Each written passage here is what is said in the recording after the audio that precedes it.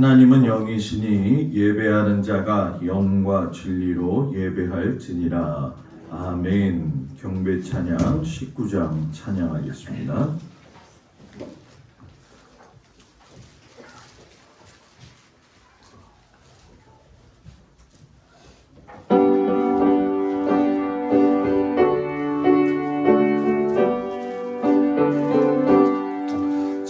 찬송하는 소리에서 사랑 기뻐하도다.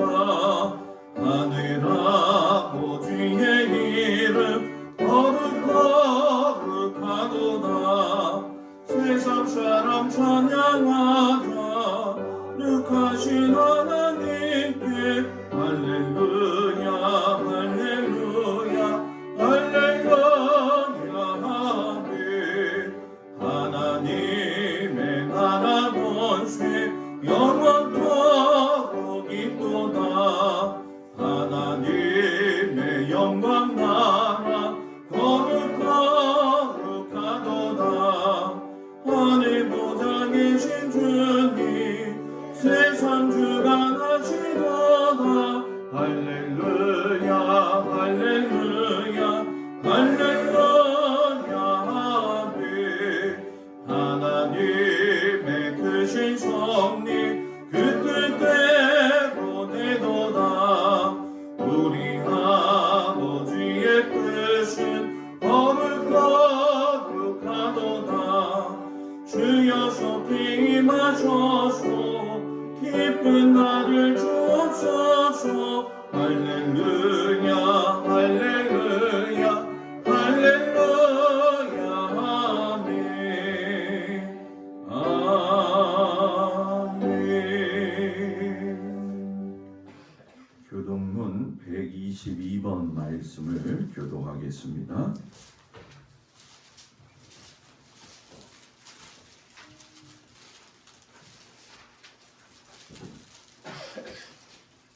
내가 전심으로 주께 감사하며 내가 주의 성전을 향하여 예배하며 주의 인자하심과 성실하심으로 말미암아 주의 이름에 감사하오리니.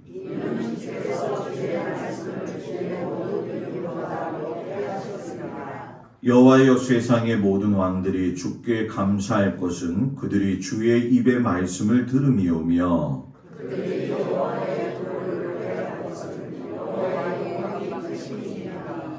여호와께서는 높이 계셔도 낮은 자를 굽어 살피시며 멀리서도 교만한 자를 아심이니이다. 여호와께서 나를 위하여 보상해 주시리이다. 여호와여 주의 인자하심이 영원하니 주의 손으로 지으신 것을 버리지 마옵소서. 아멘. 전능하사 천지를 만드신 하나님 아버지를 내가 믿사오며 그 외아들 우리 주 예수 그리스도를 믿사오니 이는 성령으로 잉태하사 동정녀 마리아에게 나시고 본디오 빌라도에게 고난을 받으사 십자가에 못 박혀 죽으시고 장사한 지 사흘 만에 죽은 자 가운데서 다시 살아나시며 하늘에 오르사 전능하신 하나님 우편에 앉아 계시다가 저리로서 산자와 죽은 자를 심판하러 오시리라.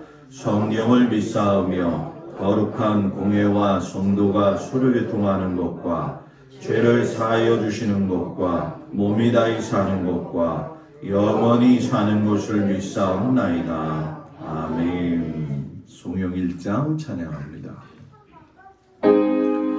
만복의 근원 하나님 온 백성 찬송 드리고 저 천사여 찬송하세. 찬송 성부 성자 성령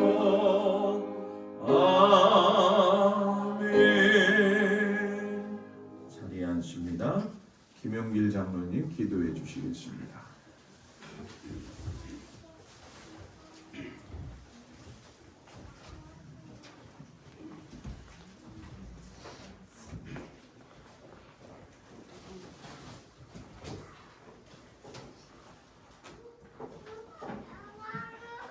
한기를 전능하시고 무소부지하신 사랑의 하나님 아버지 하나님 은혜 감사하고 감사합니다. 아멘. 오래전에 이곳에 주님 몸된 제단을 세우시고 이 제단을 통하여 많은 성도님들을 하늘나라로 영생의 길로 인도해 주신 사랑의 하나님 아버지, 그 은혜를 감사하고 감사합니다. 아멘. 저희들에게도 그런 은혜를 주셔서 항상 주님 몸된 제단과 아버지 하나님께 예배드릴 수 있도록 은혜를 풀어주셔서 감사하고 감사합니다. 아멘. 사랑의 하나님 아버지, 사랑의 하나님 아버지, 해외 나가 선교하고 있는 선교사님들 늘 영육간의 강건함을 주시옵시고 말씀의 능력과 지혜를 신입혀 주시사 이분들이 어느 곳에서든지 하나님의 말씀을 선포하고 증거할 때에 이 말씀을 듣는 무리들이 깨달아 돌이켜 예수님을 영접하고 예수님 말씀 안에서 참된 진실된 믿음의 삶을 사는 믿음의 역사가 날로 확장되게 하여 주옵소서. 아멘. 간절히 빌고 원합니다.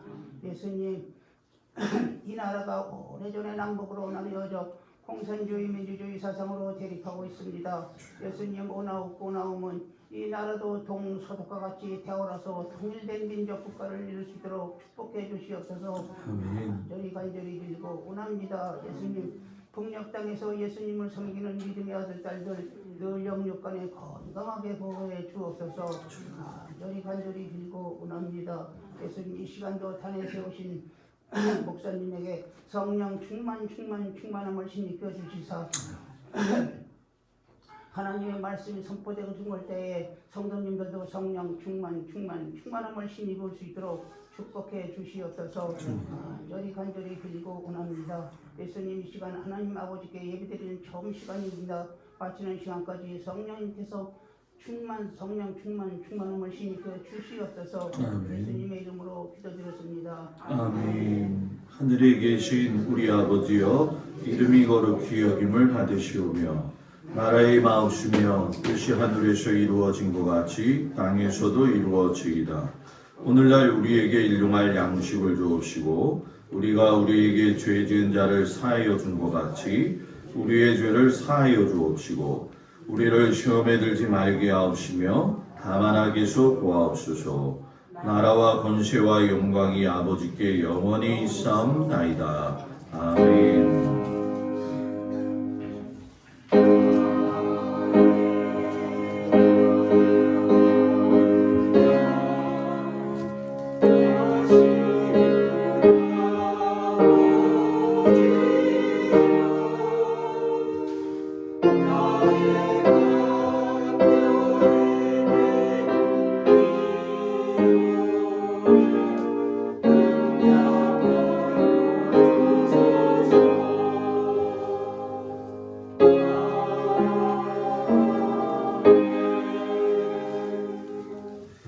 하나님께서 오늘 허락하신 말씀을 보도록 합니다. 이사야서 49장 1절에서 7절까지 말씀을 보도록 합니다.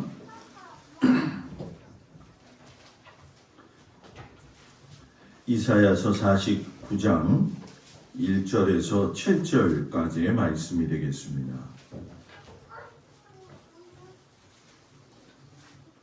말씀을 제가 봉독해 올리겠습니다.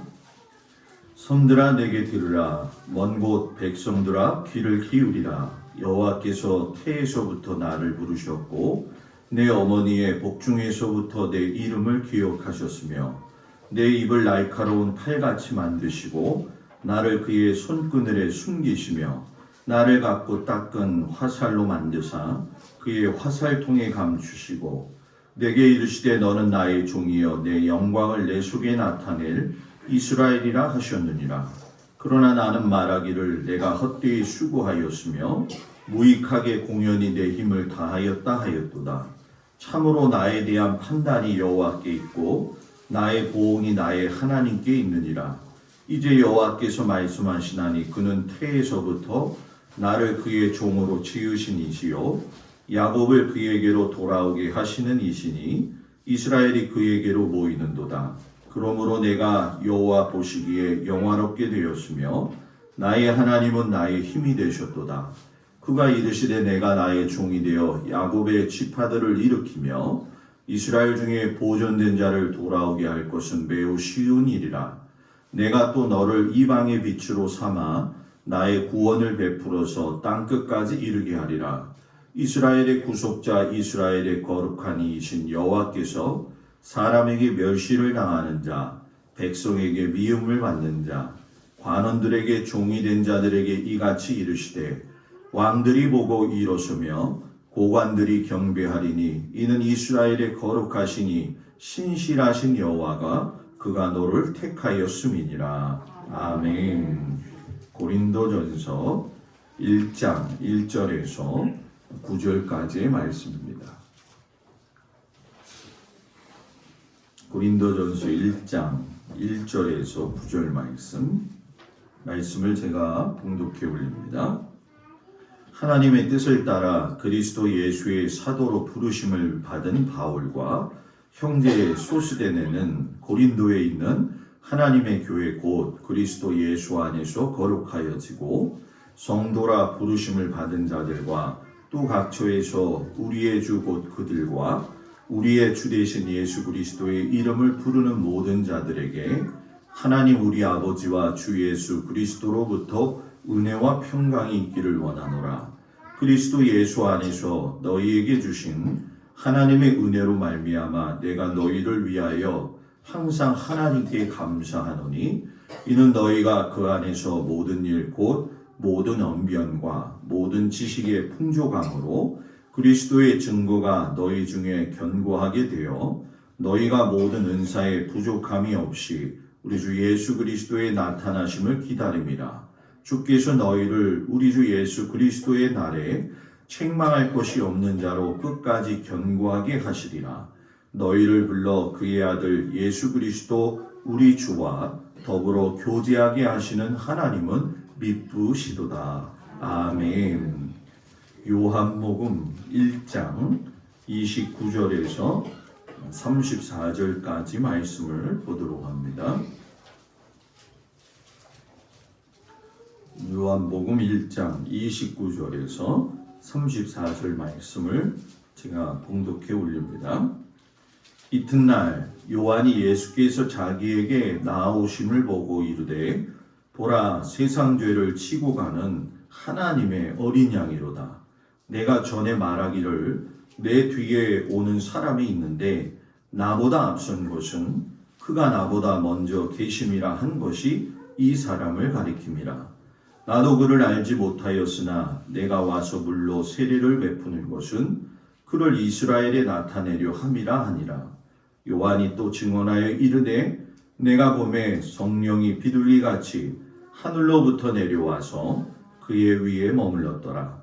나도 그를 알지 못하였으나 나를 보내어 물로 세례를 베풀라 하신 그이가 나에게 말씀하시되 성령이 내려서 누구 위에든지 머무는 것을 보거든 그가 곧 성령으로 세례를 베푸는 이인 줄을 알라 하셨기에 내가 보고 그가 하나님의 아들이심을 증언하였노라 하니라. 아멘. 우리 임마누엘 찬양대 하나님 앞에 찬양하겠습니다.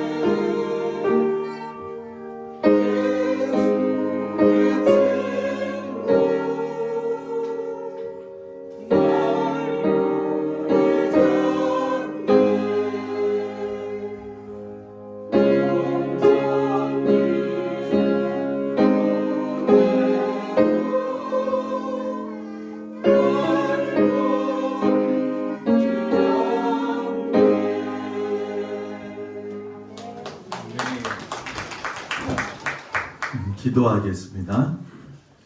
하나님, 거룩한 주일을 저희들에게 허락하시고 어려운 가운데서 하나님 앞에 나와 예배할 수 있게 하시니 감사를 드립니다. 곤고한 때, 어둠의 때이지만 하나님의 말씀이 우리에게 빛이 되어 주셔서 갈 길을 보여주시고 어둠 가운데서 환한 곳으로 주님께서 속히 인도하여 주옵소서. 어린 양 되신 예수님 바라보면서 우리도 또 하나의 작은 어린 양이 되어 하나님을 기뻐하며 살 수 있는 귀한 믿음의 백성이 되게 하여 주옵소서. 예수님의 이름으로 기도드렸습니다. 아멘. 할렐루야. 우리 하나님의 사랑이 모든 성도들 가정에 함께 하시기를 주의 이름으로 축복을 드립니다. 한 주간 동안 주님의 은혜 가운데 잘 지내셨지요? 네, 저도 잘 지냈습니다. 날씨가 너무 추워가지고 힘들었었는데 갑자기 또 풀리다 보니까 교회 이곳저곳에서 물이 잘 터져가지고 또 수리도 좀 하고 도움의 손길도 받고 아주 좋은 한 주간을 보냈습니다. 어려운 때에 어려운 것만 보지 말고 항상 믿음의 눈으로 바라봐가지고 이겨갈 수 있는 우리 모든 성도들이 되기를 주의 이름으로 축복을 드립니다. 오늘 아침에는 또 하나의 작은 어린 양이라는 제목을 가지고 우리 모든 성도들과 함께 같이 은혜를 나누겠습니다. 좀 어려운 말인데요. 아니우스 데이라고도 이야기를 하고요. 또 에그니스 데이라고도 이야기를 하는 성가 곡이 있습니다. 그레고리우스라는 말을 들어보셨을 텐데 그레고리우스 미사곡에 보게 되면 7세기 동방교회에서부터 시작되어진 찬송이 하나 있어요. 주기도문과 성만찬 사이에 부르는 찬양인데 이 에그니스 데이가 하나님의 어린 양이라고 하는 깊은 뜻이 있습니다. 가사의 내용을 보게 되면 하나님의 어린 양, 세상의 죄를 없애시는 주님, 우리를 불쌍히 여겨 주시옵소서. 세상 죄를 짊어지시는 하나님의 어린 양이시여 우리를 불쌍히 여기소서. 우리나라 성가곡에도 보게 되면 하나님의 어린 양, 죄를 지고 가는 어린 양, 이런 비슷한 내용의 성가곡들이 있지요. 왜 제가 이 에그니스 데이 하나님의 어린 양에 대해서 오늘 아침에 서두를 꺼내 놓냐면 하나님의 어린 양이신 예수님을 주제로 하는 이 내용이 기독교 예배 음악에서 제일 중요하고 또 중요한 위치를 차지하고 있기 때문에 여러분들한테 강조를 하고 싶어서 말씀을 드렸습니다. 이 하나님의 어린 양이라고 하는 에그니스 데이는 기독교 신앙에 있어서 가장 큰 핵심이 되어지는 주제가 되어져요. 이 성가의 기원이 되어지는 말씀이 오늘 제가 여러분하고 읽었던 요한복음 1장 29절에서 비로소 시작이 되어지죠. 세례 요한이 자기 앞으로 오시는 예수님을 바라보면서 하던 고백이었어요. 보라, 세상 죄를 지고 가는 하나님의 뭐예요? 어린 양이로다.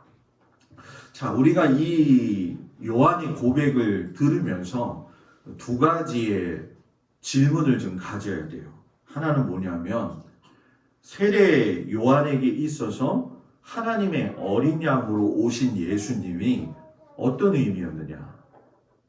자, 이걸 우리에게 적용하면 내가 지금 예수 믿는데 예수님이 나에게 있어서 어떤 의미가 되어주시는 분이냐. 똑같이 세례 요한도 이 부분에 대해서 고민을 했다는 거죠. 그리고 두 번째 질문을 가진 것이 무엇이냐면 왜 하필이면 그 많은 어린 양 가운데에서도 세상 죄를 지고 가는 하나님의 어린 양이라고 했을까? 실상 굳이 세상 죄를 지고 가지 않아도 되는데 이걸 또 우리의 삶에 적용을 해본다고 한다면 하나님께서 예수님을 보내주셨을 때 그 예수님이 나의 죄를 짊어지고 가셨다고 하는데 그 의미가 나에게 어떤 의미였느냐 이렇게 생각해 보면 좋을 것 같아요. 세례 요한이 이 고백을 하고 있을 적에 적어도 상황상 정황상 살펴본다고 한다면 6월절 시기가 가까이 왔기 때문에 세례 요한이 눈앞에서 벌어지는 상황을 보고 이런 고백이 나왔겠죠. 절대로 환경을 무시한 고백은 나오지 않거든요. 세례 요한이 6월절이 가까운 시기였다라고 2장 13절에 고백을 하고 있어요. 그러니까 예루살렘뿐만이 아니라 온 이스라엘이 6월절을 준비하기 위해 가지고선 분주했다는 거죠. 그 분주한 가운데에서도 제일 두드러지게 나타나는 특징이 뭐냐 하면 6월절에 바쳐질 작은 어린 양들이었다는 거예요. 그러니까 길거리를 나가게 되어주게 되면 6월절에 쓰여질 어린 양들이 계속 지나가고 있었다는 거죠. 이스라엘의 7절기 가운데 제일 중요한 절기가 다 중요하겠지만 3가지가 대단히 중요합니다. 6월절이 중요하고 장막절이 중요하고 또 한 가지는 무교절을 통해 가지고 새롭게 태어나는 초실절. 이 부분이 굉장히 중요하죠. 6월절은 여러분들이 잘 아시는 것처럼 이집트에서 이스라엘 백성들이 해방되어져서 나올 적에 10가지 마지막 재앙이었던 장자들의 죽음의 사건이 있을 적에 하나님께서 친히 히브리인들을 살려주시기 위해 가지고 말씀하신 절기죠. 그래가지고 어린 양을 잡게 되어지면 그 어린 양의 피를 좌우 문설주 임방의 발음으로 인해 가지고 죽음의 신이 내려왔을 적에 그 어린 양의 피를 보고서는 뭐예요? 넘어갔다. 그래서 이걸 패스오버라고도 이야기를 하고 6월이라고도 이야기를 하고 과월이라고도 이야기를 해요. 그런 시기를 앞에 두고 있을 때에 세례 요한이 예수님을 보고 있으니까 6월절 준비하기 위한 양떼들하고 겹쳐지는 거죠. 이미지가 각인되어지는데 예수님이 서 계신 모습과 어린 양이 지나가시는 모습이 클로즈업 돼가지고 확 들어오는 거예요.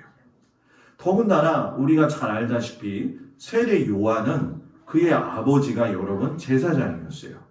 제사장의 아들로서 어린 시절부터 제사 직무 감당하는 걸 많이 보았겠죠. 그래서 성전에서 피 흘려 죽어가는 어린 양의 모습을 유난히도 많이 본 것이 여러분 누구예요? 세례 요한이었다는 거죠. 어렸을 때 어떤 사건이 있으면 그게 각인이 되잖아요. 평생 잊어먹지 않는 것처럼 이 세례 요한도 어린 양이 각인이 된 거죠. 왜 저 어린 양들이 비참하게 죽어가야 하는가? 실상 여러분 알고 보면 어린 양의 죽음이 있었기 때문에 자신이 살 수 있었다라는 걸 세례 요한도 알고 있었고 당시에 많은 사람들이 그 어린 양을 보면서 한편으로는 미안하기도 하고 한편으로는 여러분 뭐예요? 고마운 존재였다는 거죠. 그러니까 이 세례 요한이 그 어린 양의 모습을 보면서 예수님하고 겹쳐질 적에 마음 가운데 느껴지는 게 뭐냐? 아, 예수님은 우리의 죄를 위하여서 이 땅에 죽으러 오신 분이구나. 그래서 여러분 이사야서 53장 7절에 보게 되면 여호와의 종이라고 하는 찬송이 있어요. 여러분들이 많이 들으셨던 말씀인데 마치 도수장으로 끌려가는 어린 양과 털 깎는 자 앞에서 잠잠한 양같이 그 입을 열지 아니하였다. 이런 이사야의 선지자가 노래한 이야기가 결국은 예수님이 이 땅에 나를 위해서 죽으러 오셨다라고 하는 것과 아주 매치가 되어지는 각인되어지는 것이 세례 요한에게 있었다는 거예요.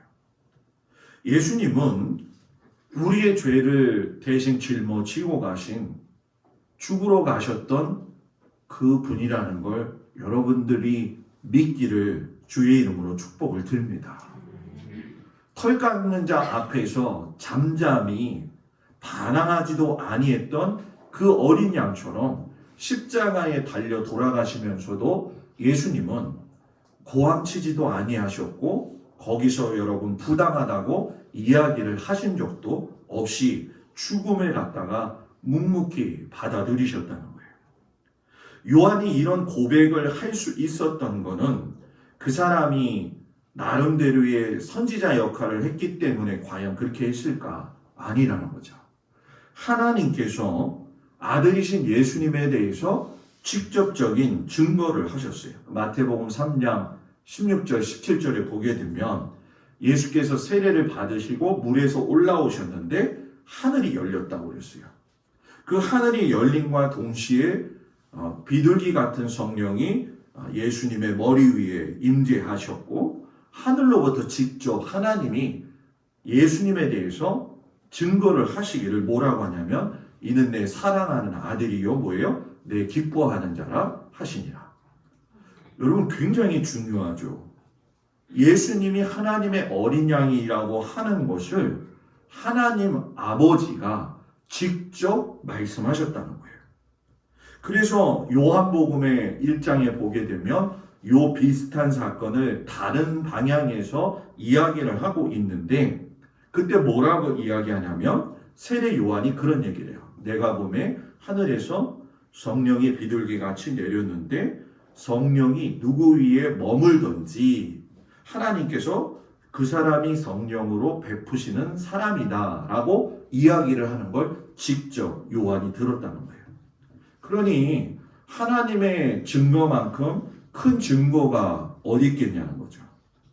그리고 마태복음을 보게 되면 요한이 그전부터 예수님께서 어린 양 되신 분으로서 예수님이 오셨다는 걸 알고 있었다라고 하는 걸 짐작할 수가 있어요. 왜냐하면 몰랐다고 한다면 세례 요한에게 예수님이 나와서 나에게 세례를 베풀어라 라고 했을 적에 몰랐다고 한다면 그냥 베풀었겠죠.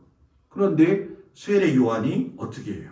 내가 당신에게 세례를 받아야 되는데 어떻게 당신이 나한테 세례를 받으러 나오십니까? 라고 이야기를 하잖아요. 그러니까 세례 요한도 하나님의 아들로서 작은 어린 양의 모습을 가지고 오셨다는 걸 알았어요. 그리고 성경을 조금 더 앞으로 가서 보게 되면 그의 어머니 엘리사벳과 사가랴가 예수의 어머니 마리아하고 만났을 적에 기억하시죠? 태중에 있었던 세례 요한이 기뻐하고 즐거워했다. 이렇게 얘기를 해요. 그러니까 이 세례 요한은 벌써 태중에서부터 예수님의 존재를 알고 있었다라는 걸 우리가 성경을 통해서 보게 되면 짐작할 수 있는 거죠. 그래서 여러분 예수님하고 요한은 실상 가까운 사이였어요. 친척이었기 때문에 사는 곳이 조금 달랐을 뿐이지 어렸을 적에서부터 예수님을 보았을 수도 있고 상황상 긴밀한 관계를 유지할 수도 있었다는 거예요. 그런데 여기서 중요한 거예요. 여러분 저도 그렇지만 여러분들이 어떤 관계를 맺고 나갈 적에 나하고 너무나도 잘 아는 사촌이 있다고 생각을 해보세요.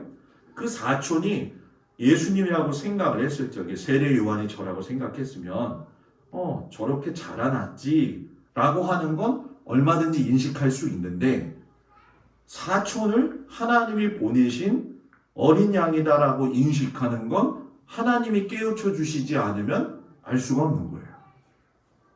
그걸 세례 요한이 알고 있었죠. 그래서 보라 세상 죄를 지고 가는 하나님의 뭐예요? 어린 양이로다.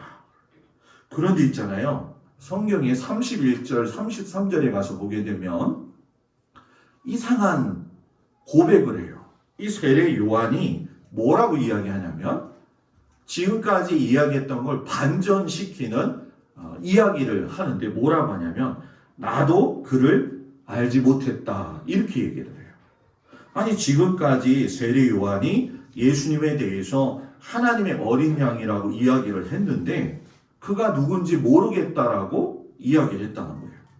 자 그러면 이 고백이 앞에서 이야기했던 고백과 비교해 봤을 적에 거짓 고백이었느냐?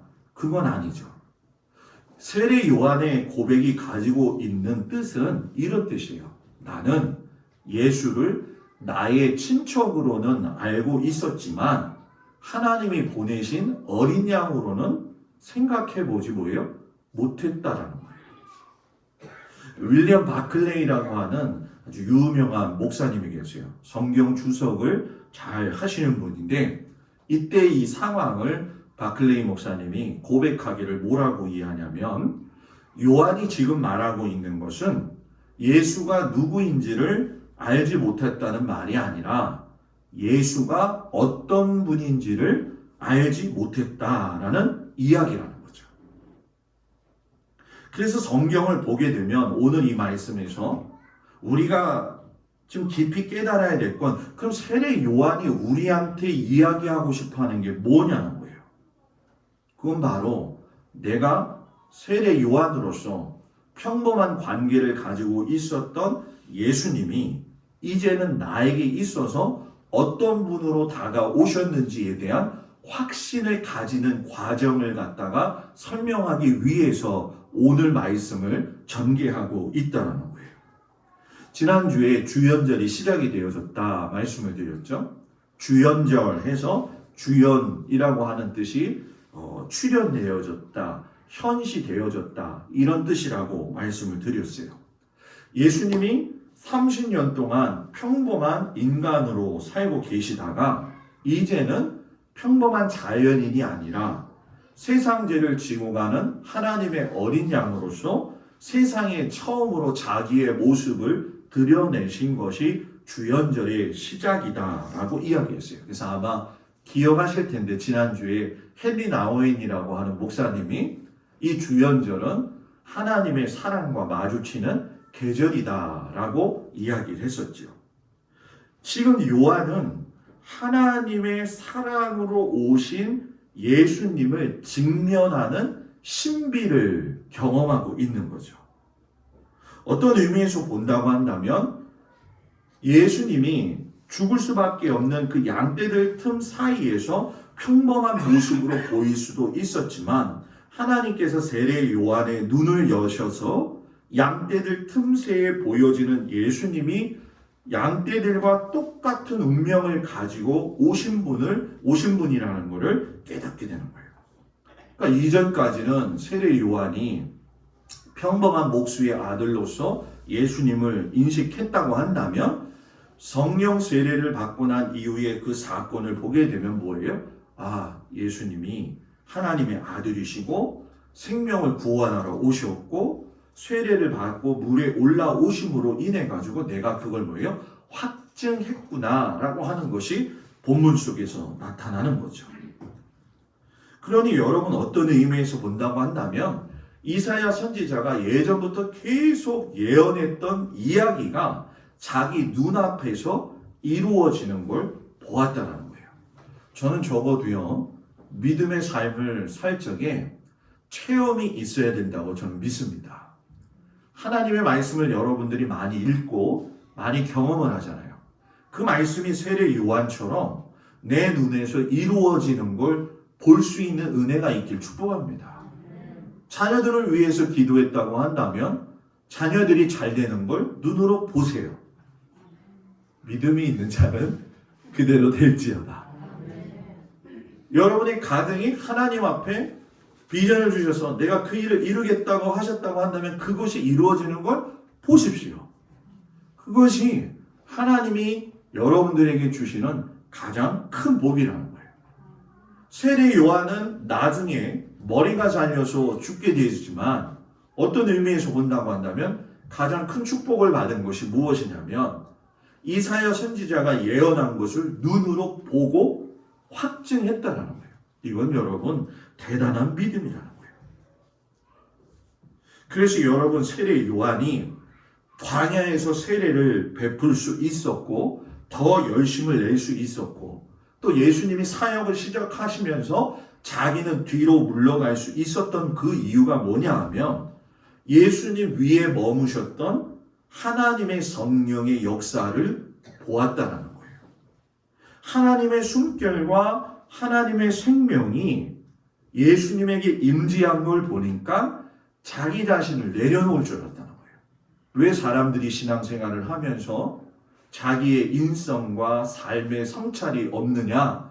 결국은 성령의 역사를 통해서 보여주시는 하나님의 깊은 체험을 하지 못했기 때문에 그렇다는 거죠. 그래서 어떤 의미에서 보면 지금 예수님 앞에서 세례 요한이 느끼고 있는 건 뭐예요? 아, 이것은 바로 종말론적인 사건이구나. 자, 세례 요한이 광야에서 나와가지고선 제일 먼저 외쳤던 소리가 뭐죠? 회개하라, 천국이 가까워졌느니라. 이 천국은 하나님 나라다, 이렇게도 이야기할 수가 있잖아요. 그런데 오늘 새벽에도 잠깐 이 말씀이 연결이 돼서 이야기를 했지만, 예수님이 세례 요한한테 세례를 받으시고 40일 광야 시험을 겪고 나오셔서 처음에 하신 말씀도 뭘까요?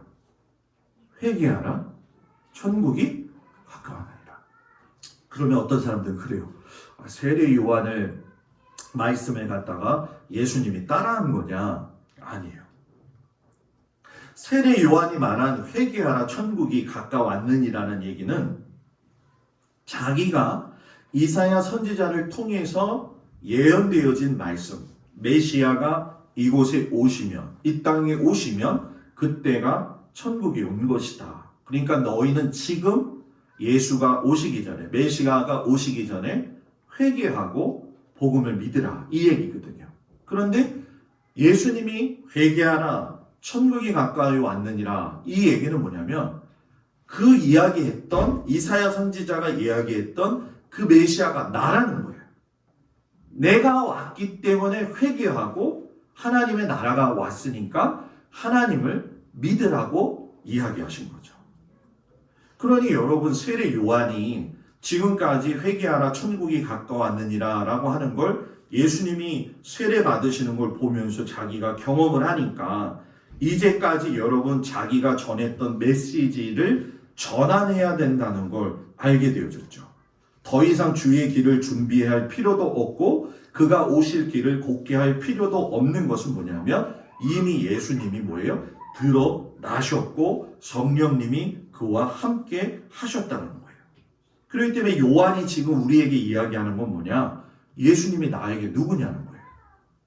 예수님이 너에게 누구고 예수님이 왜 하늘에서 하나님의 아들로만 계셔도 될 텐데 이 땅에 내려오셨느냐. 그래서 그 요한은 그걸 정확하게 대답하는데 뭐라고 이야기하냐면 그 예수님이 오신 이유는 세상 죄를 지고 가시기 위해 오셨다는 거예요. 감사하지 않아요? 나의 죄를 지고 가시기 위해서 오셨다는 걸 세례 요한이 뼈저리게 느끼게 되어지니까 예수님에 대한 사랑이 무척이나 엄청이나 크게 놀랍도록 다가왔다는 거죠. 그런데 그 예수님의 오신 모습이 우리 위에 군림하시기 위해 오신 것이 아니라 우리를 위해서 희생하러 오셨고 우리를 위해서 대신 죽기 위해서 번제물이 되셨고 고난받기 위해서 종으로 오셨다. 이렇게 얘기해요. 기독교 신앙의 가장 어려운 점, 힘든 점이 여러분 뭔지 아십니까? 우리가 예수님을 따라 살아가야 된다고 이야기하는데 예수님이 희생했던 그 모습을 따라 사는 게 어렵다는 거예요. 예수님이 죽으셨던 그 번제물의 모습, 여호와의 종된 모습이 우리들의 삶의 모습에 찾기가 어렵다는 거예요. 어느 정도 시간이 흐르고 나면 내가 그래도 이 정도 예수를 믿었고 이 정도 믿음에 연조가 있는데 그러면서 어느샌가 이 종교 지도자들처럼 남을 쉽게 판단하는 일은 잘하는데 하나님 앞에서 나의 적나라한 모습을 보지 못할 때가 많다는 거예요. 그래서 여러분 오늘 우리는 우리에게 질문을 해야 돼요. 왜 하나님이 예수님이 되셔서 비참한 운명을 가지고 하늘로부터 우리에게 오셨을까? 그러면 이 예수님이 나에게 지금은 어떤 믿음일까? 예수님이 나를 위해서 죽으셨기 때문에 이제는 더 이상 죄질 필요가 없지. 그러니까 이런 복음만 받아들이면 되겠지. 저는 요거를 좀 다른 말로 이야기하면 싸구려 복음을 가져서는 안 된다는 거예요. 이원론적인 그 당시의 사고방식을 가졌던 영지주의자들은 어떤 생각을 가졌냐면은 예수 믿고 구원받았으니까 이제는 하나님 나라에 갈 수 있다. 그러니까 죽기 직전까지는 자기 멋대로 살아도 된다는 생각을 가지고 있었다는 거예요. 여러분 이 말이 어떻다고 생각하세요? 예수 믿고 구원받았으니까 막 죄 짓고 이제 마지막 죽기 직전에 가가지고서는 하나님 잘못했습니다. 용서해 주세요. 이렇게 하면 또 구원받을까요? 그렇지 않다고 생각하시죠? 근데 여러분 많은 사람들이 그런 생각을 가지고 있어요. 예수님이 나를 위해서 죽으러 오셨다라고 하는 어린 양이라고 하시는 그거를 믿으면서도 그래 그거 믿으면 천국에 들어가지. 그럼 그거 믿지 않는 사람은 다 지옥에 갈 거야 하고서는 이원론적으로 세상 사람들을 바라볼 적에 저 사람은 천국 갈 사람, 저 사람은 지옥 갈 사람 구분짓지 말라는 거죠. 세상이 코로나로 인해 가지고 가끔씩 가다가 종교 시설에서 종교 시설이라고 이야기하지만 교회도 그렇고 사찰도 그렇고 이제 여러 종류의 모습 속에서 코로나가 이제 발생이 되어지니까 세상 사람들이 우리를 향해서 손가락질을 해요. 그럼 우리도 그들을 똑같이 미워해야 되느냐? 아니죠. 예수의 마음으로 그들을 바라볼 때 그들은 여러분 뭐예요? 우리가 구원해야 될 귀한 믿음의 대상들이라는 거죠. 결국 예수님을 죽음에 이르게 한 죄는 무엇이냐? 하나님을 떠나서 하나님과 어긋난 관계 속에서 하나님을 거스르면서 살았던 우리의 삶의 모습 때문에 여러분 뭡니까? 이 땅에 오셨다는 거예요. 여러분 하나님이 이 땅에 오셨을 적에 너 잘못했어. 그러니까 너는 혼나야 되라고 오셨다고 한다면 우리는 구원받은 은혜라고 하는 걸 경험하지 못하는 거예요. 그죠? 내가 이만큼 했으니까 너도 이만큼 해야 돼. 하나님은 값 없으신 분이잖아요. 내가 아무리 흉하고 어려운 일이 있다 할지라도 하나님 앞에 아뢰면 하나님은 그걸 들으시고 나를 불쌍히 여기시는 거예요. 왜? 그런 하나님이 자기의 아들 예수님을 이 땅에 보내신 것이 그 증거가 되어졌다는 거죠. 너는 그가 무도한 죄를 저질렀기 때문에 너는 구원받을 수 없는 사람이야. 이렇게 얘기한다고 한다면 이 논리로 나간다고 한다면 세상에서 구원받을 사람은 한 사람도 여러분 뭐예요? 없다라는 거죠. 그러니까 여러분 하나님은 우리를 바라보실 적에 태평하게 그래 나는 너 사랑하지. 이 정도의 수준으로 오신 것이 아니라 몸소 자신이 겪으시기 위해서 오셨다는 거예요. 그러니까 하나님은 우리의 고통을 우리의 삶의 현장 속에서 뭐예요? 동행하시면서 함께 어우러지시고 함께 그곳에서 가슴 아파하시고 안타까워하신다는 거예요. 여러분들이 어디에서 어떤 모습을 가지고 있다 할지라도 주님은 하나님은 나는 너 안다 이거예요.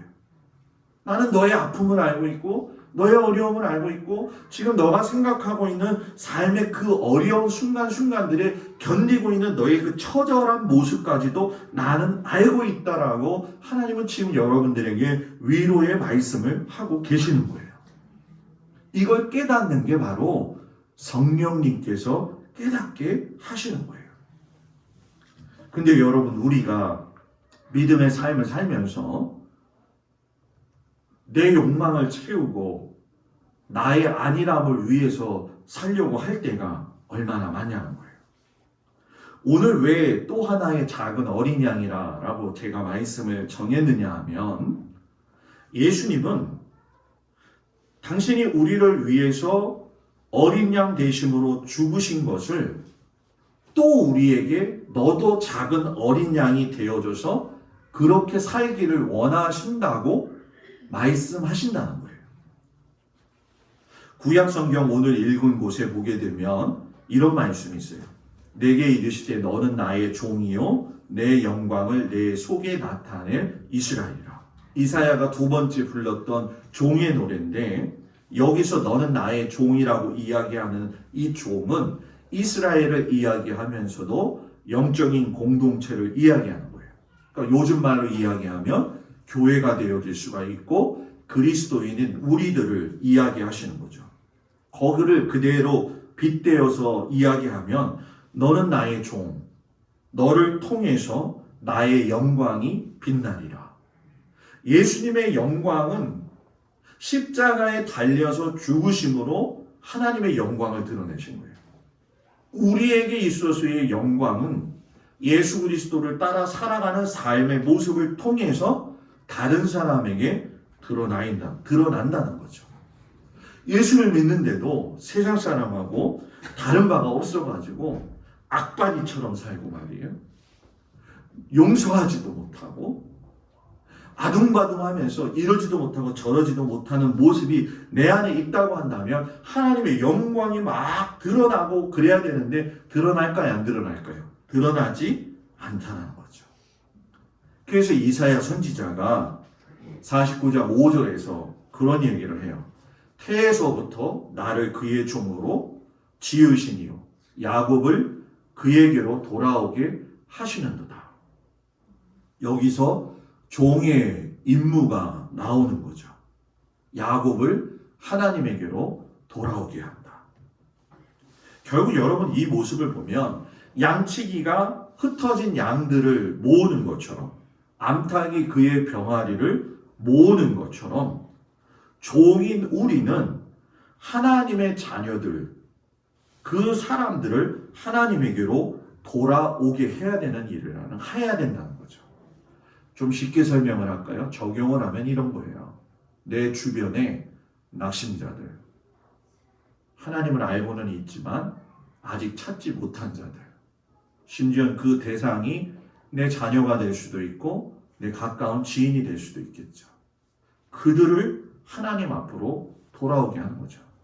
근데 여러분 자식들을 가르쳐보면 들어요, 안 들어요?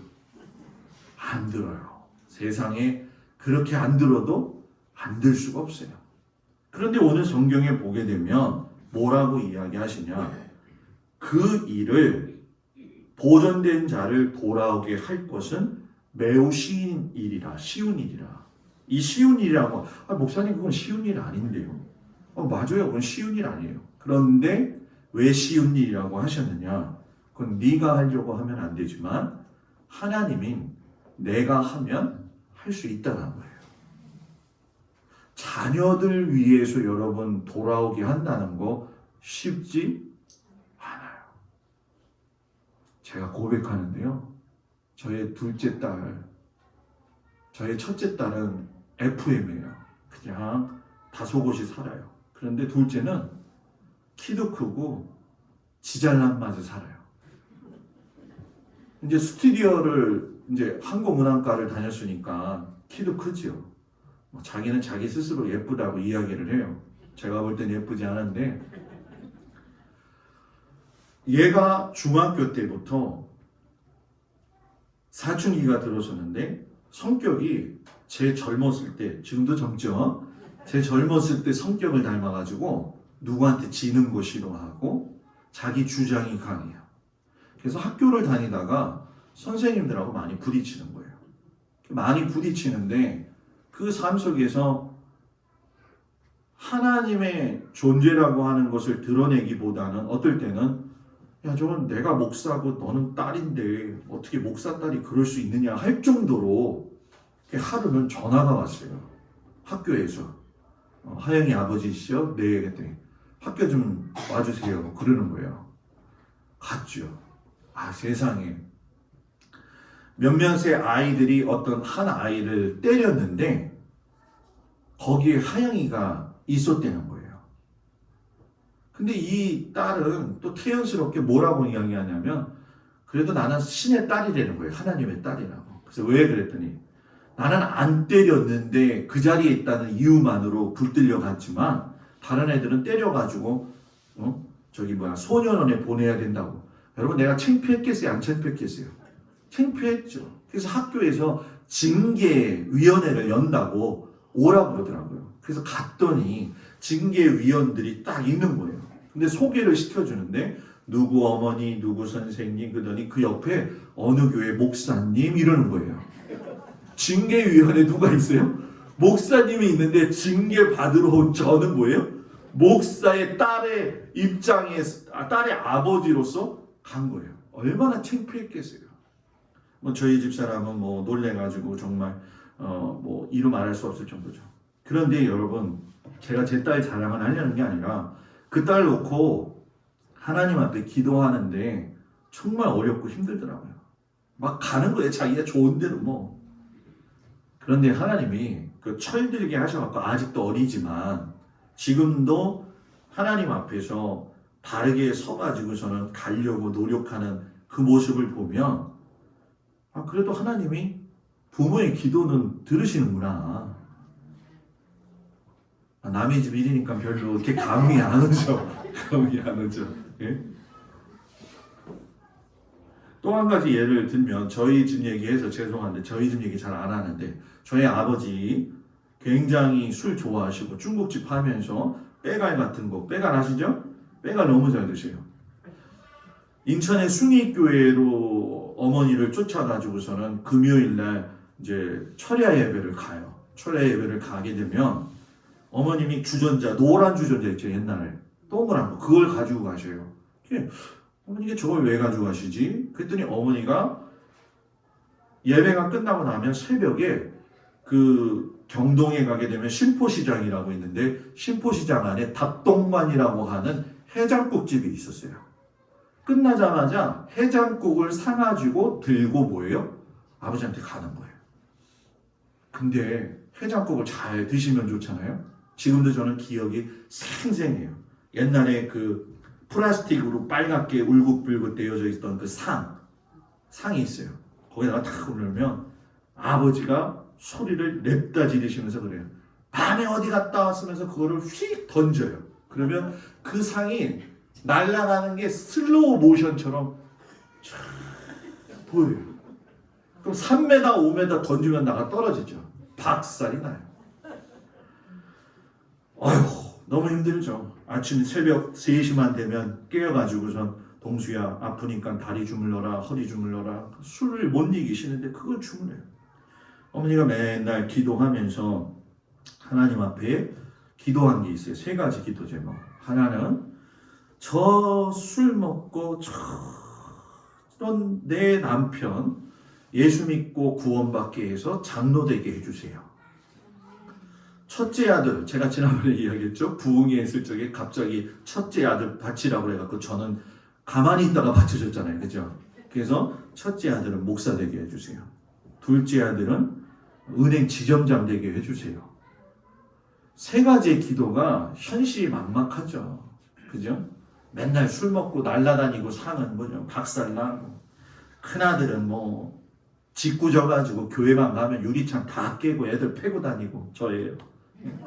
둘째 아들은 몸이 약해서 자전거 타고 가다 그냥 기절하고. 근데 여러분 정말 죄송해요. 제가 죄송하다 그러면 정말 죄송하다고 했잖아요. 저희 집 얘기해서 제가 죄송하다고 얘기하는 건데 그게 산증인이 되어진 건 뭐냐?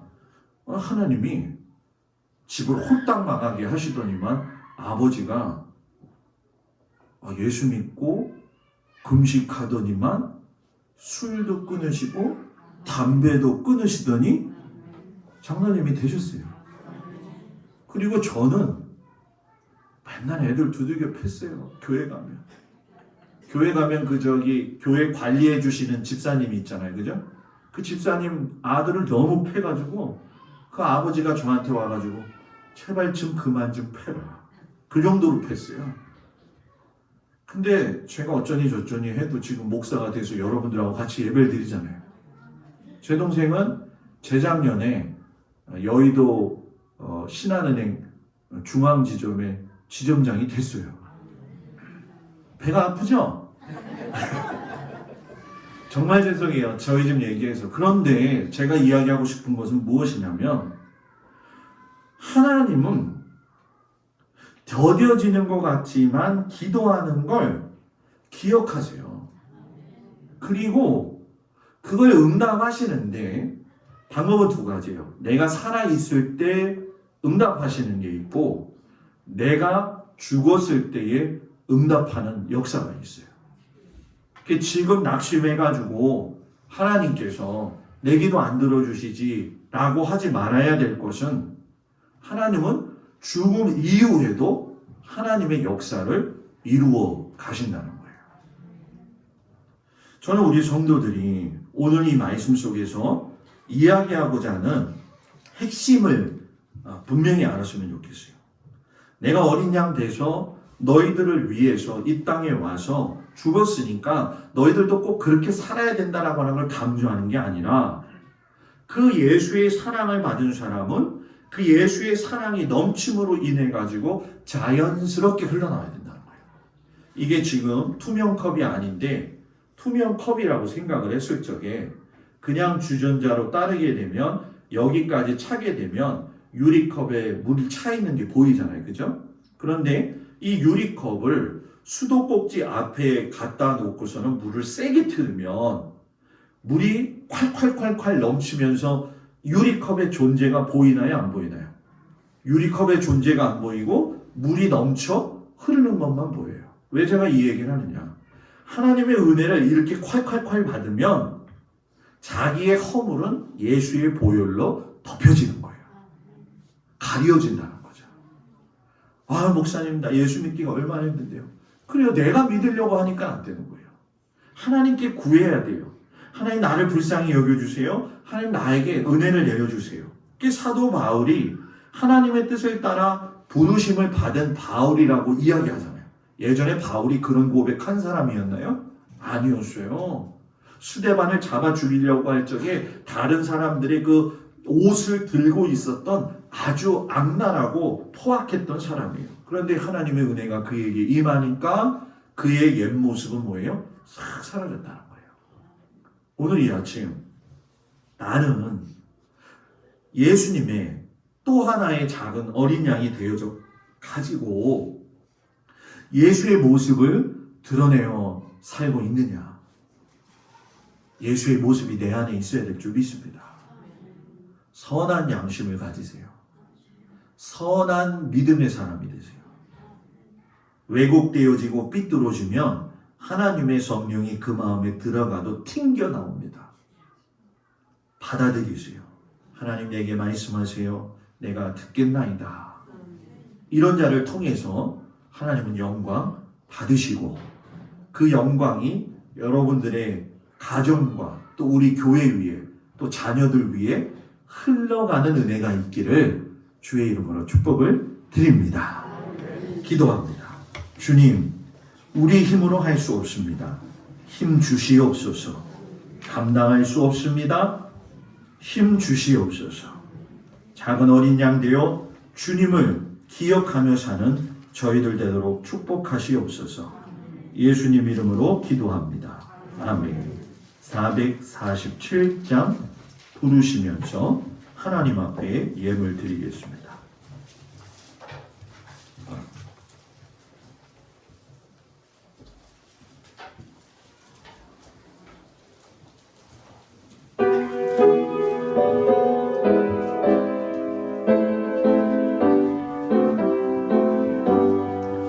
이 세상 끝날까지 주 섬겨 살리니 내 친구 되시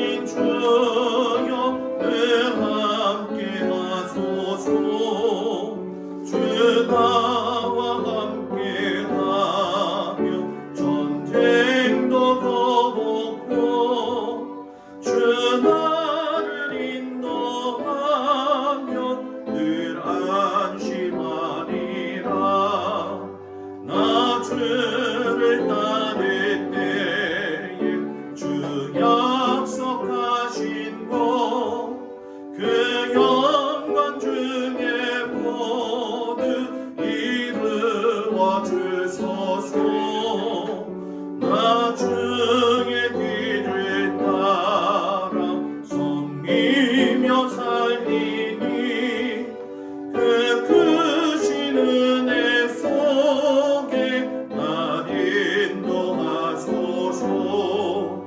이 세상 온 값이여 내 맘을 흔들고 저 악한 원수들이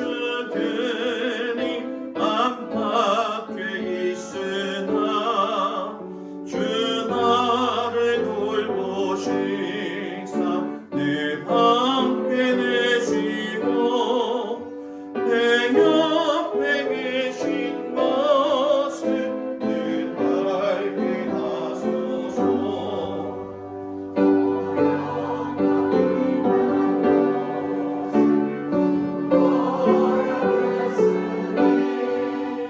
그 허락하신 것을 내 사모합니다.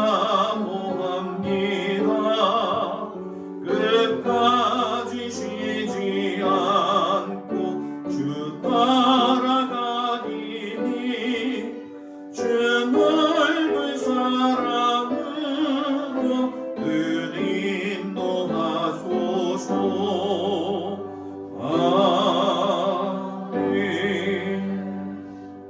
감사함금 저희 가정이 드렸습니다.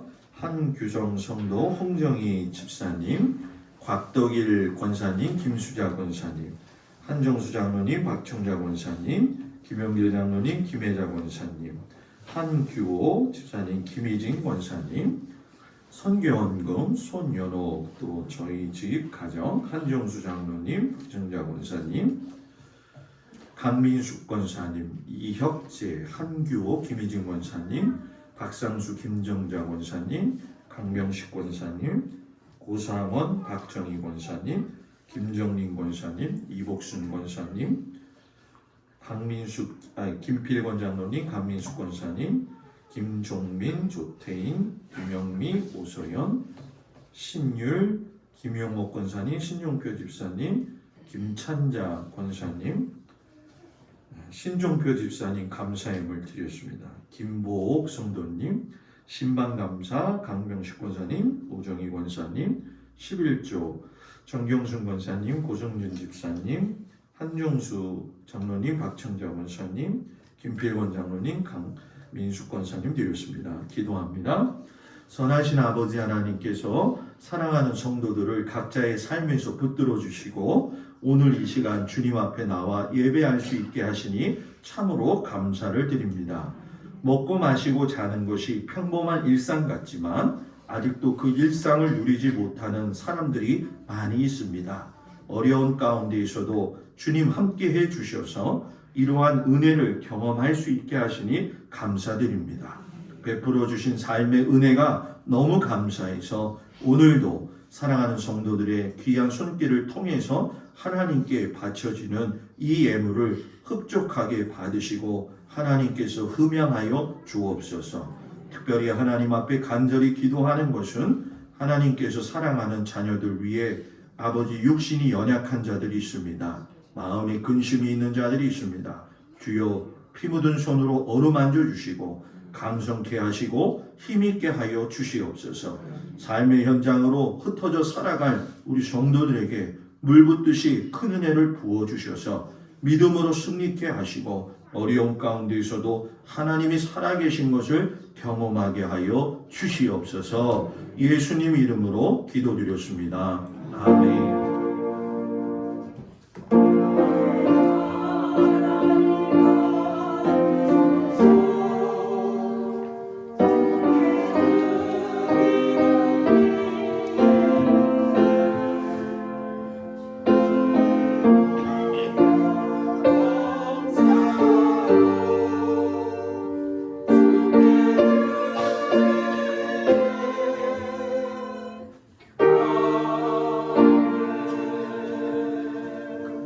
할렐루야. 옆 사람하고 인사합니다. 샬롬. 네, 감사합니다. 오늘 주님 앞에 나온 성도들을 축복하고 선교 주일로 지켜주셔서 감사합니다. 우리 선교하는 교회들을 위해서 기도해 주시고 올해는 하나님을 기쁘시게 성도들을 행복하게 하는 일에 힘쓰는 우리 교회가 됐으면 좋겠습니다. 계속적으로 교회 낙심자들, 장기 결석자들 치유와 회복을 위해서 기도하시고 부속 건물에 대한 절차가 잘 진행될 수 있도록 기도해 주시기 바랍니다. 동막교회 밴드 지금 계속 한두 분씩 들어오셔서 그래도 17분 정도 되어지는 것 같아요. 좋은 말씀과 또 여러 가지 좋은 글들을 같이 공유할 텐데 함께 하셔서 도움 많이 받으시기 바랍니다. 이번 주에 지방 소식은 교육자 회의를 수요일 날 선교교회에서 하지 않고 온수교회에서 하기로 했습니다. 코로나 거리두기 단계가 변경되어진 바람에 그렇게 되어졌다고 하더라고요. 그리고 지방 여선교회 사업 도와달라고 말씀하시는데 구정에 떡국떡을 판매한다고 합니다. 썬 거, 안 썬 거 2kg에 10,000원 해가지고 신청은 김용옥 권사님한테 신청하셔가지고서는 필요하시면 구입하시기 바랍니다. 이 시간에는 우리 교회에서 장학 기금이 있습니다. 그래서 이번에 우리 장석원 권사님, 김홍렬 권사님 큰손자 창기 맞죠? 위에서 저희가 장학금을 좀 전달하겠습니다. 김홍렬 권사님 나오시죠.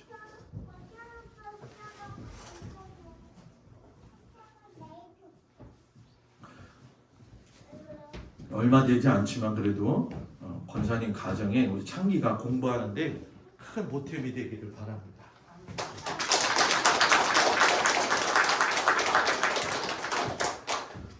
매주 이렇게 마음이 졸이면서 제가 예배 드린다는 거 잘 모르시죠, 여러분?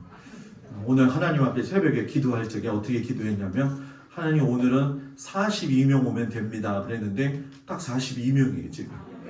그래서 42명 오면 됩니다 그랬는데 장성원 권사님이 안 오셨어요. 제가 이렇게 보니까 근데 곽동일 권사님하고 김수자 권사님이 오셨어요.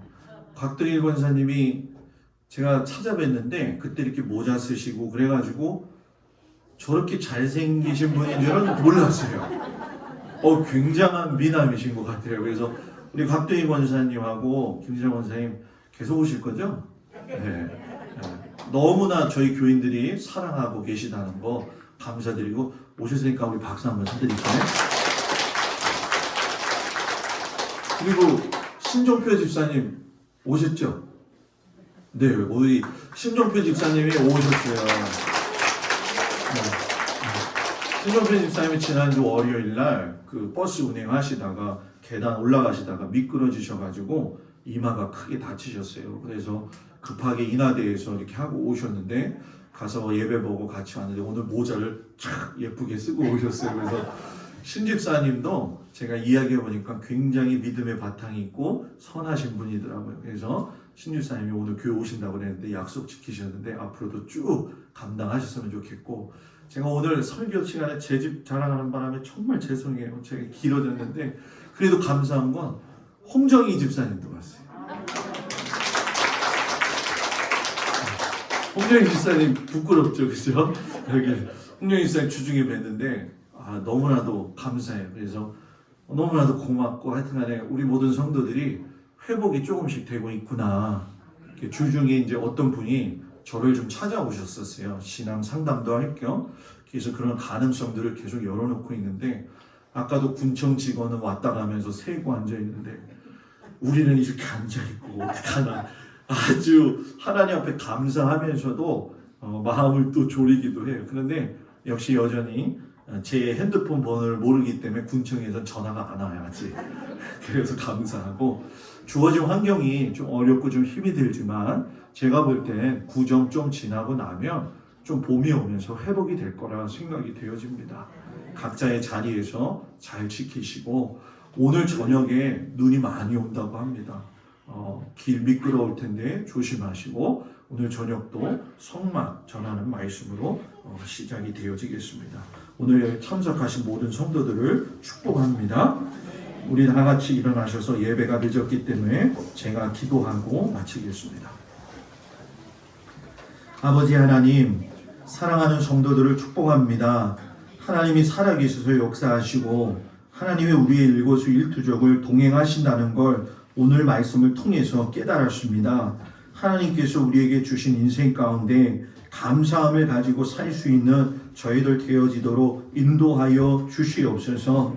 하나님, 성도들을 위해서 아버지 간절히 기도합니다. 나이 드신 우리 어르신 장로님, 권사님 건강들을 지켜주시옵시고 우리 시무 장로님 또 권사님 믿음의 믿음을 더하여 주시옵시고, 하나님 오늘 주님 앞에 나온 곽덕일 권사님 또 김수자 집사님 또 우리 신정표 집사님, 홍정희 집사님, 하나님께서 용기 내어 주신 거 감사드리고 하나님을 사랑하는 그 마음을 기뻐 받으셔서 그들의 가정을 주님께서 붙들어 주시고 강성케 하여 주시옵소서. 이제는 우리 주 예수 그리스도의 은혜와 우리를 사랑하시는 하나님의 그 놀라우신 사랑과 성령님의 도우시고 인도하심이 하나님 앞에 다시금 결단하며 믿음의 길을 걸어가기 위해 새 출발하고 수고하는 우리 모든 성도들 위해 이제로부터 영원토록 함께하여 주시기를 간절히 축원하옵나이다. 아멘.